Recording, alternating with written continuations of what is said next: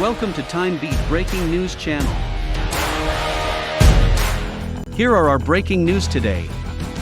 1. The Herald Sun was criticized by the Australian Press Council. 2.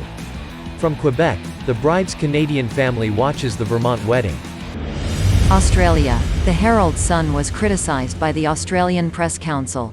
According to the Australian Press Council, a subheading stating that 6 people died while participating in a Pfizer COVID-19 vaccine clinical trial was not fair or equitable because it might lead readers to assume the vaccine was the cause of death. Although 6 people died during the clinical trial, 4 of them were given a placebo shot, meaning they were given a safe drug with no vaccine. The vaccine was not to blame for any of the 6 deaths.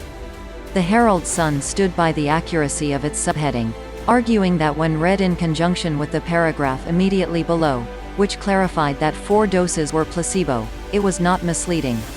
However, the Australian Press Council stated that in the event of a global pandemic, it is critical for newspapers to ensure that headlines are not deceptive, even though more detail is given in the article.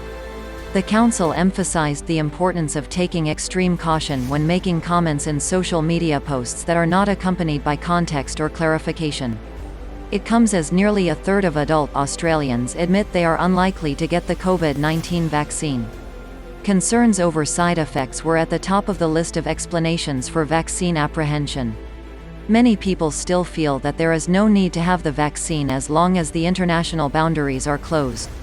Furthermore, 15% of people said they were not at all likely to get the vaccine, while another 14% said they were not at all likely. Canada. From Quebec, the bride's Canadian family watches the Vermont wedding. Guests were split along the Quebec-Vermont border for a COVID-19 wedding so that all of the couple's immediate family could participate.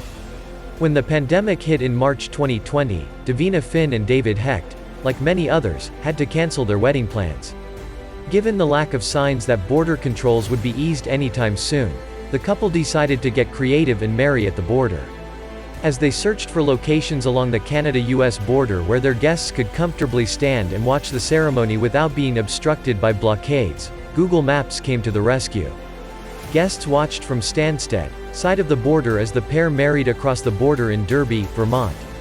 The wedding was limited to immediate family on site to keep the numbers down, with a live stream available for family and friends to watch. Finn, who is Canadian, said it was difficult being separated by an invisible line and some flower pots lining the border, even though it was the first time she'd been able to see her family in person since the outbreak began. They also had some uninvited guests in the form of border agents keeping an eye on the proceedings to ensure no one crossed the border. Thank you for watching. We help you stay up to date all the news hourly. Please subscribe our channel to follow up the latest one.